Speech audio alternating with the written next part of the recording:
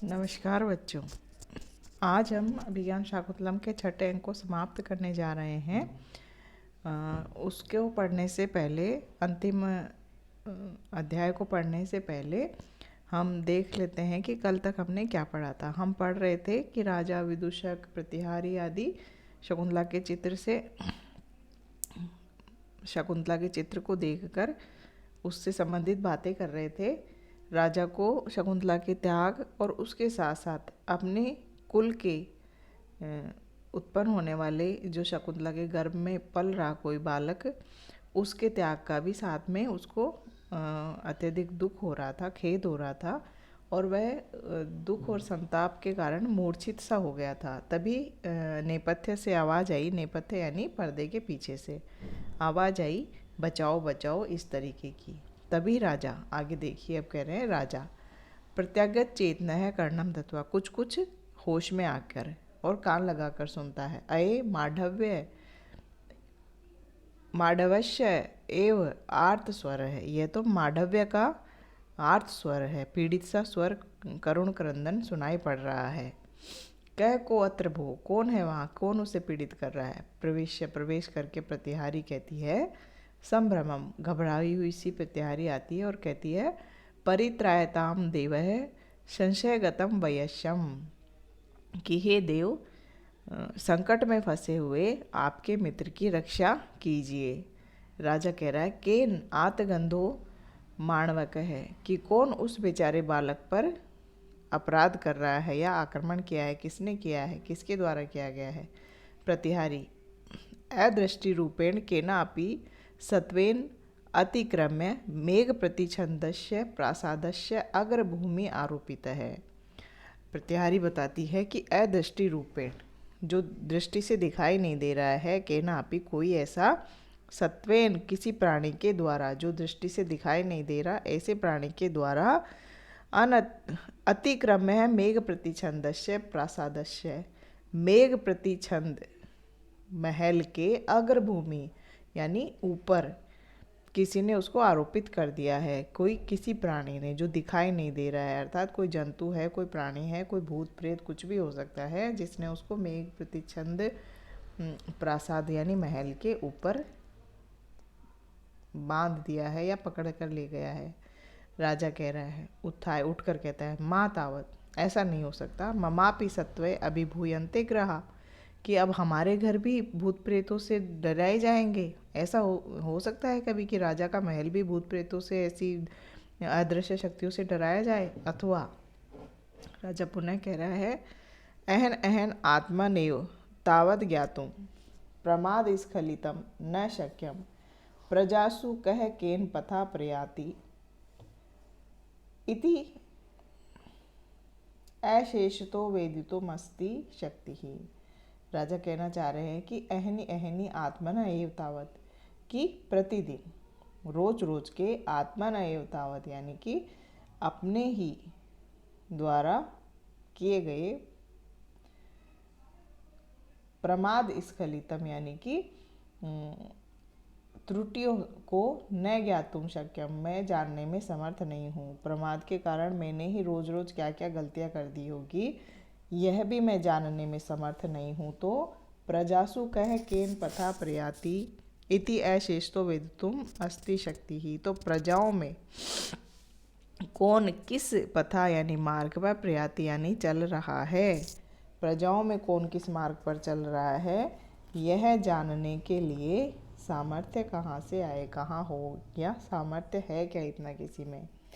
हम खुद के ही कार्यों को प्रमादवश यानी किसी भी त्रुटि के कारण अपने किए हुए कार्यों को ही कई बार नहीं जानते, हम उचित अनुचित को भूल जाते। राजा यहाँ पर भी अपने किए हुए कार्य के प्रति पश्चाताप ही कर रहा है। राजा का कहने का तात्पर्य यहाँ है कि जब मैं स्वयं ही अपनी अनेक प्रमादजन्य त्रुटियों तथा धर्म कार्य आदि की गलतियों को नहीं जान पाता हूँ, तो प्रजाजनों में कौन किस उचित या अनुचित मार्ग पर चल रहा है, इसका पूर्ण ज्ञान मुझे कैसे हो सकता है।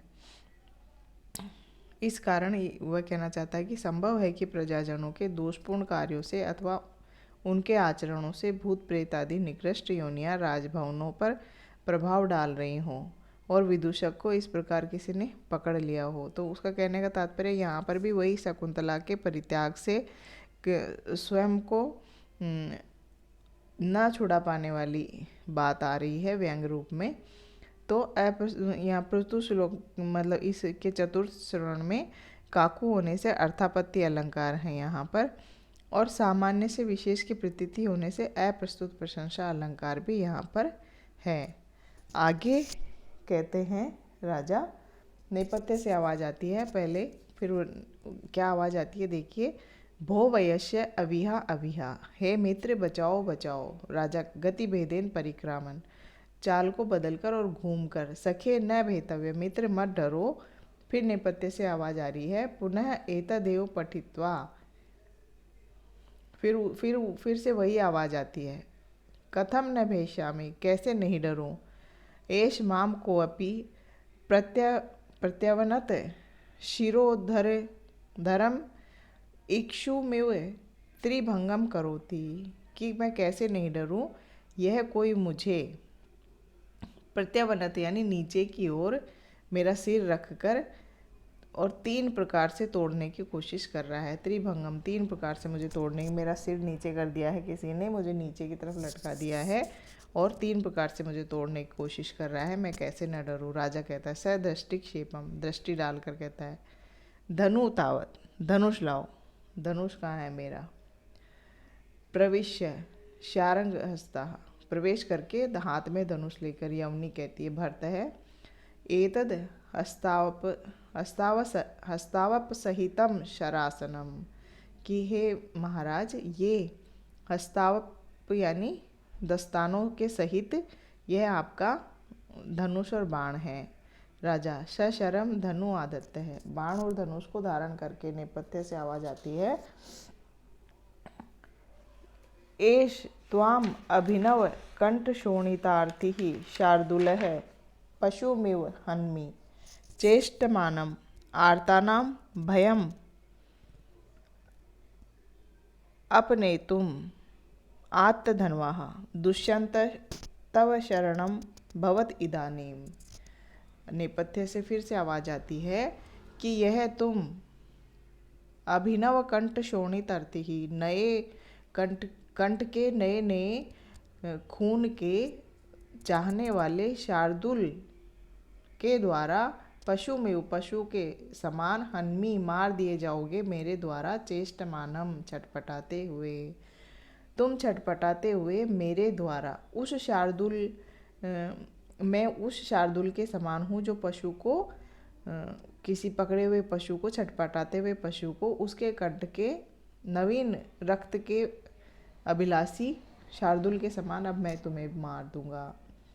आर्तानाम भयद अपनेतुम आत्तधनवा, कि आर्तानाम यानी कि पीड़ितों के भय को दूर करने वाले, अपने तुम दूर करने वाले, आत्तधनवा धनुष को धारण करे हुए, दुष्यंत ही तव शरणम भवत इदानीम, अब तुम्हारी रक्षा कर सकते हैं, दुष्यंत ही तुम्हारा आश्रय बन सकते हैं।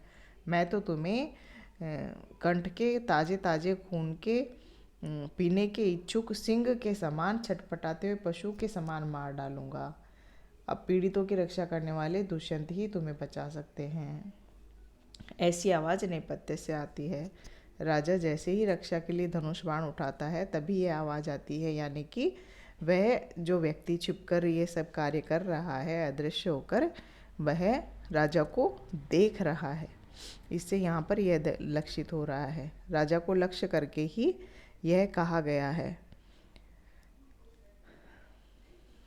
उसके आगे पुनः राजा कहते हैं, स रोषम, रोष में आकर, गुस्से में आकर राजा कहते हैं, कथम माम एव उद्दिश्यति, क्या मुझे उद्देश्य करके ये कहा जा रहा है, मुझे चैलेंज किया जा रहा है। राजा को क्रोध आ जाता है कि मुझे कहा जा रहा है ये सीधा सीधा।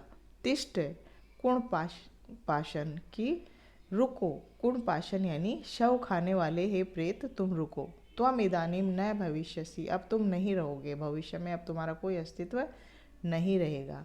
शारंगम आरोप्य, धनुष को साध कर कहता है, वेत्रवती सोपान मार्गम आदेश है, मुझे सीढ़ियों का मार्ग दिखाओ। प्रतिहारी कहती है, इतः इतो देव है, देव इधर से आइए।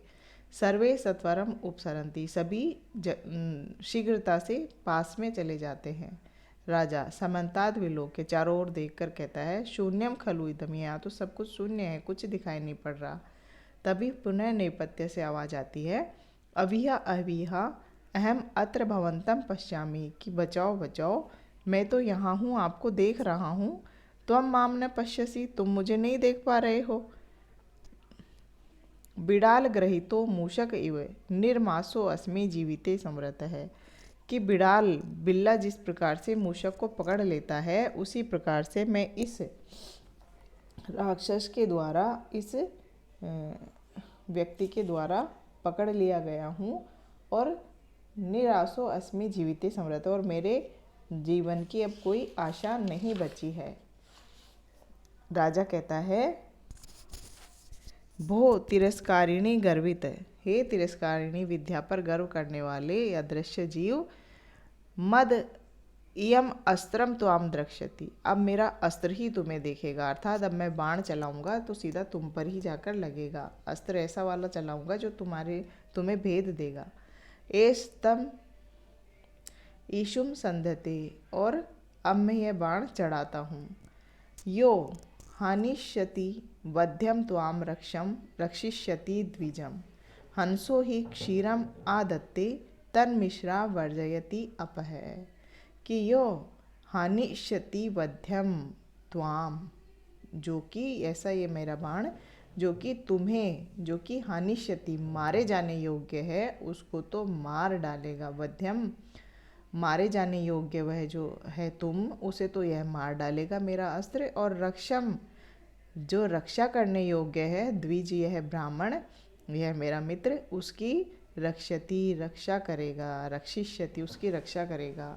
किस प्रकार? जैसे इन्होंने एक उदाहरण दिया है कि हंसो ही क्षीरम आते तन मिश्राहा वर्जयति अपह, कि हंस जिस प्रकार क्षीरम दूध को धारण कर लेता है, दूध को ग्रहण कर लेता है, और तन मिश्राहा और उसमें मिले हुए वर्जती ही अपह, अप यानी जल, उसमें मिले हुए जल को छोड़ देता है, उसी प्रकार से मेरा यह बाण तुम्हें मार डालेगा और इस ब्राह्मण की रक्षा कर लेगा। इति अस्त्रम संधते, इस प्रकार अस्त्र साधने लगता है। ततः प्रविशति विदूषक उपसृत्य मातली, उसके वह जब जैसे ही धनुष बाण चलाने लगता है, उसी समय विदूषक को छोड़कर मातली का प्रवेश होता है। ततः प्रविशति विदूषकम उत्सृज्य, विदूषक को छोड़कर मातली प्रवेश करता है। मातली कहता है, राजन कृतः शरव्यम हरिणा तव आसुराः, शरासनम तेषु विकृष्य तद इदम, प्रासाद सौम्यानि सताम सूर्यजने पतन्ति चक्षुंसि न दारुणः शराः, कि कृतः शरव्यम हरिणः तव आसुराः, कि वह कहना चाहते हैं राजा से कि इंद्र ने तव तुम्हारे बाणों को, असुरः यानी कि राक्षसों पर तुम्हारे बाणों को लक्ष्य बनाया है, राक्षसों को बनाया है, तुम्हारे बाणों का लक्ष्य बनाया गया है। हरिणा यानी इंद्र, इंद्र के द्वारा तुम्हारे जो ये बाण हैं उनको, उनके लक्ष्य असुरों को बनाया गया है। शरासनम तेषु विकृष्यता इदानीम, तो इस धनुष को उन असुरों पर ही विकृष्यताम चढ़ाइएगा या उसी पर तानिएगा। आपके बाणों के लिए इंद्र ने असुरों को लक्ष्य बनाया है, तो आप अपने धनुष को उन्हीं पर तानिएगा। प्रसाद सौम्यानि सताम सुरिजन, सज्जन मित्रों के ऊपर तो प्रसन्नता से, प्रसाद सौम्यानि प्रसन्नता से रमणीय, चक्षुंसी यानी नेत्रों को ही, पतंती गिराओ, न दारुणा शराना की कठोर बाणों को। वह अपने सामने आ जाता है, जो भी अदृश्य प्राणी था वह राजा के सामने आ जाता है और कहता है, साक्षात प्रकट होकर, जो कि इंद्र का सारथी है, वह कहता है, राजा दुष्यंत से कहता है कि देवराज इंद्र ने आपके बाणों का लक्ष्य तो असुरों को बनाया है, अतः उन पर ही इस धनुष को चढ़ाइए, क्योंकि अपने प्रियजनों पर और सज्जनों पर तो प्रेमपूर्ण नेत्र ही डालने चाहिए। उन्हें तो स्नेहपूर्ण दृष्टि से ही देखकर प्रसन्न करते हैं, उन पर कठोर बाण नहीं चलाते हैं। पुनः राजा कहते हैं संभ्रमम, अचानक घबराकर कहते हैं, और संभ्रमम अस्त्रम उपहरण, अस्त्र को उतार कर कहते हैं अये मातली, अरे मातली, स्वागतम महेंद्र सारथे, हे महेंद्र के सारथी तुम्हारा स्वागत है। प्रविश्य, प्रवेश करके, राजा के सामने प्रवेश करके विदूषक कहता है अहम येन इष्ट पशुमारम मारित है, कि मैं जिसके द्वारा इष्टि पशुमारम, यज्ञ के पशु के समान मारा जा रहा था, सो वह तो अनेन स्वगतेन अभिनंदते, वह यह तो स्वागत के द्वारा अभिनंदन किया जा रहा है, वह व्यक्ति तो स्वागत किया जा रहा है, स्वागत के द्वारा अभिनंदन किया जा रहा है उसका। तो मातली कहता है, सस्मिता मुस्कुरा कर कहता है आयुष्मान श्रूयताम यद अर्थ अस्मि हरिणः भवत सकाशम प्रेषित है, कि आयुष्मान सुनिए, जिस कार्य के लिए इंद्र के द्वारा मुझे यहाँ आपके पास भेजा गया है वह बात सुनिए। राजा कहता है अब ही तो अस्मि, मैं सावधान हूँ, अर्थात मैं तैयार हूँ, बताओ। मातली कहता है अस्ति कालनेमी प्रसूति दुर्जयो नाम दानव गण है, कि कालनेमी नामक राक्षस के जो वंशज हैं दानवगण, दुर्जय नाम के दानवगण हैं। राजा कह रहा है अस्ति श्रुत पूर्वम मया नारदात, हाँ मैंने पहले नारद के द्वारा भी यह सुना है।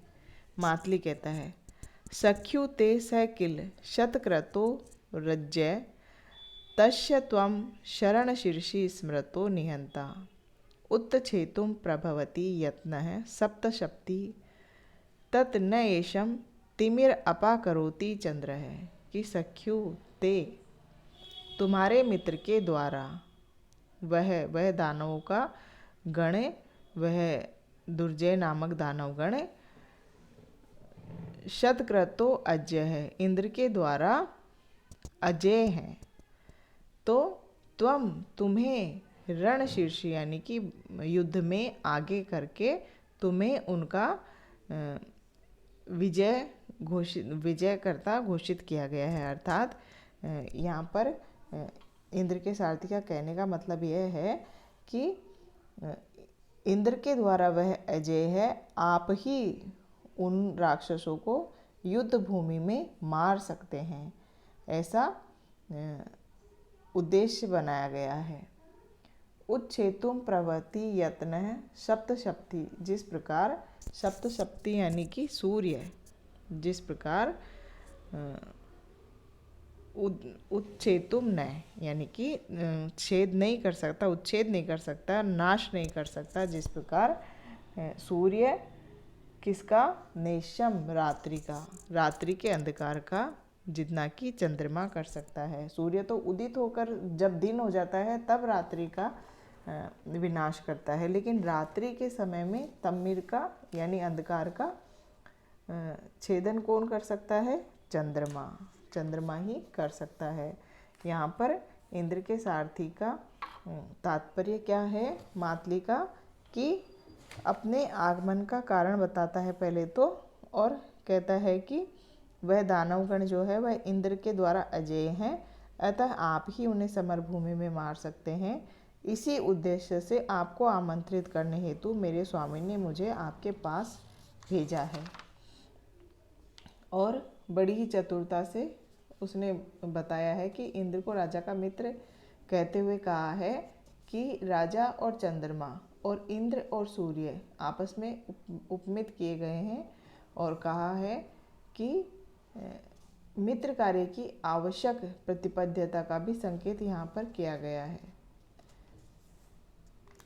तो यहाँ पर प्रतिबिंब भाव होने से दृष्टांत अलंकार है। पुनः मातली कहता है कि स भवान आत्तशस्त्रम एव इदानीम इंद्र रथम आरूह्य विजय याय प्रतिष्ठाम, कहते हैं कि इसलिए आप अस्त्र लिए हुए इंद्र के रथ पर चढ़कर विजय के लिए प्रस्थान करें। आप स भवान, वह आप, आत्तशस्त्र, शस्त्र लेकर, इदानीम इंद्र रथम आरूह्य, इस इंद्र के रथ पर आरूढ़ होकर, सवार होकर, विजयाय प्रतिष्ठाताम, कि विजय के लिए प्रस्थान कीजिए। राजा कहता है, अनुग्रहीतो अहम अनया, कि मैं इस बात से मगवत है, मगवन, इंद्र के इस सम्मान से, इस सम्मान से अत्यधिक अनुग्रहित हुआ। अथ माढ़व्य प्रति भवता किम एवं प्रत्युक्तम, कि तो पर माढ़व्य के प्रति आपने इस प्रकार का व्यवहार क्यों किया, उसे क्यों परेशान किया। मातली कहता है, तदपि कथ्यते, वह भी बताता हूँ। किंचित निमित्तादपि मनः संतापाद आयुष्मान मया विक्लवो दृष्ट है, कि किसी कारणवश मैंने आपको मन के संताप से युक्त आपको मैंने दुखी देखा। पश्चात कोपयितुम आयुष्मानम तथा कृतवान अस्मि, तो उस देखने के बाद में आपको क्रोध दिलाने के लिए मैंने यह सब कार्य किया, कि आपको क्रोध दिलाऊं, आपकी वीरता को जगाऊं। कुतः, क्योंकि ज्वलति चलिते ईंधनो अग्नि विप्रकृत है, पन्नग है फणा कुरुते, प्रायः स्वमहिमानम शोभात प्रतिपद्यते ही जन है, कि ज्वलती, जलने लगती है, चलिते ईंधनो अग्नि विप्रकृत, अग्नि जो है वह हिलाने पर, किसके, ईंधन को हिलाने पर, जब हम लकड़ियों को इधर उधर हिलाते हैं तो अग्नि जो है वह और भी जोर से जलने लगती है। और विप्रकृत है, पन्नग है फणा क्रूरते, विप्रकृत है यानी कि विपरीत व्यवहार करने पर, पन्नग यानी जो सांप है वह फणा क्रूरते, फण फैला लेता है, उसे भी क्रोध आ जाता है। जब उसको छेड़ दिया जाता है, उसके व्यवहार के विरुद्ध उसके साथ कार्य किया जाता है, तो वह भी अपना फण फैला लेता है। प्रायः स्वम महिमानम, कि प्रायः स्वमहिमानम क्षोभात, खुद को दबाए जाने पर, प्रतिपद्यते ही जन, लोग जो है वह अपने महानता को उजागर करते हैं या अपने पराक्रम को उजागर करते हैं। मातली का अभिप्राय यह है कि आप किसी कारणवश मानसिक संताप से ग्रस्त थे और अपना पराक्रम भूल गए थे, अतः आपके पराक्रम को उद्दीप्त करने के लिए ही मैंने यह अदृश्य बनकर मांडव्य को इस प्रकार से परेशान किया, जिसके और उन्होंने लकड़ियों और सांप का उदाहरण देते हुए कहा कि जिस प्रकार लकड़ियों को हिलाने से आग और तेज होकर जल पड़ती है और छेड़ने पर सर्प फन फैलाता है, उसी प्रकार आपको भी, जो कि आप क्षोभ में डूबे हुए थे, ऐसे आपको भी मैंने पराक्रम को जगाने के लिए यह सब किया। राजा कहता है, जनांतिक, हाथ की ओट से कहता है, मित्र मांडव्य को कहता है, वयस्य अनतिक्रमणीय दिवस्ते राज्ञः, कि दिवसपते राज्ञः, उन इंद्र की आज्ञा का अतिक्रमण करना उचित नहीं है। यद अत्र परिगतार्थम, इसलिए परिगतार्थम कृत्वा, जाकर मदवचनाद आमात्य पिशुनम ब्रूहि, जाकर मेरे वचनों से आमात्य को कहना, आमात्य पिशुन से यह कहना कि त्वं मति केवला तावद परिपालयतु प्रजाः, अधिज्य इदम अन्यस्मिन् कर्मणि व्याप्रतम धनुः, कि तुम अपनी मति से ही केवल, तावत यानी तब तक, परिपालयतु प्रजा, प्रजा का पालन करना, जब तक, अधिज्य इदम अन्यस्मिन् कर्मणि व्याप्रतम धनु, मेरा यह जो धनुष है वह किसी अन्य कार्य को करने में व्यस्त है। जब तक मेरा यह धनुष किसी अन्य कार्य में व्यस्त है, तब तक आप अपनी बुद्धि से प्रजा का पालन करना, ऐसा राजा विदूषक से कहकर भेजता है, ताकि राजकार्य चलता रहे और वह इंद्र का कार्य करके लौट सके। विदूषक कहता है, यद भवान आज्ञा पयति, जैसी आपकी आज्ञा आपकी, इति निष्क्रांत, यह कहकर वह निकल जाता है। मातली कहता है, आयुष्मान रथम आरोहतु, आयुष्मान आप रथ पर आइए। राजा रथा अधिरोहणम नाट्यति, राजा रथ पर चढ़ने का नाटक करता है। इति निष्क्रांतः सर्वे, और सभी निकल जाते हैं। इति षष्ठो अंक है, और इस प्रकार छठे अंक का समापन हो जाता है। तो बच्चों आज हमने छठे अंक का समापन कर लिया। कल से हम सातवें अंक जो कि अभिज्ञान शाकुंतलम का अंतिम अंक है उसका अध्ययन प्रारंभ करेंगे। बच्चों मैं आप लोगों से एक बात कहना चाह रही थी कि आप लोगों किताबों को अवश्य खरीद लीजिए। किताब होना बहुत ज़रूरी है आप लोगों के पास में। जब तक किताब नहीं होगी आप साहित्य को पढ़ने में थोड़ी सी परेशानी होती है, इसलिए आप किताब अवश्य ही खरीद लें। और जब मेरी ये क्लास चल रही हो तो किताब को आप अपने सामने रखेंगे तो ज़्यादा अच्छा रहेगा। मैं आपको शब्दों के अर्थ आदि सब बताती हूँ, तो जब शब्द और किताब आपके सामने रहेगी तो उसको पढ़ने में बहुत आसानी रहती है। तो अगली कक्षा से हम सातवां अंक प्रारंभ करेंगे।